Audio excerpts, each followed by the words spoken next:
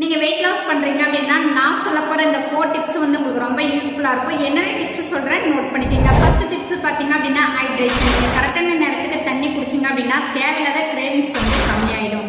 Second tips பாத்தீங்க அப்படின்னா 20 minutes வந்து நீங்க ஒர்க் அவுட் பண்ணா போதும். நிறைய பேர் என்ன பண்ணிட்டு இருக்கீங்க அப்படின்னா 1 hour 2 hours வந்து ஒர்க் அவுட் பண்ணிட்டு இருக்கீங்க. கம்பல்சரி தேவையே இல்லை. நீங்க வெயிட் லாஸ் பண்ணும் போது 20 மினிட்ஸ் வந்து உங்க பாடியில நல்ல வேர்வை வர மாதிரி நீங்க ஒர்க் அவுட் பண்ணீங்க அப்படின்னா வெயிட் லாஸ்க்கு சப்போர்ட் பண்ணி கொடுக்கும்.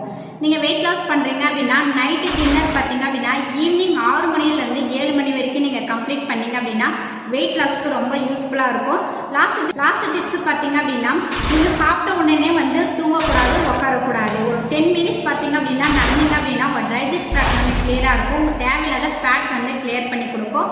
ஸோ வெயிட் லாஸ் பற்றியும் ஹெல்த் டிப்ஸை பற்றியும் எர்லை ப்ராடக்ட் பற்றியும் நீங்கள் மோர் டீட்டெயில் தெரிஞ்சுக்கணும் அப்படின்னா ஸ்க்ரீனில் தெரியுற இந்த நம்பருக்கு கால் பண்ணுங்கள். ஸோ நான் உங்களுக்கு ஹெல்ப் பண்ணி கைட் பண்ணுறேன்.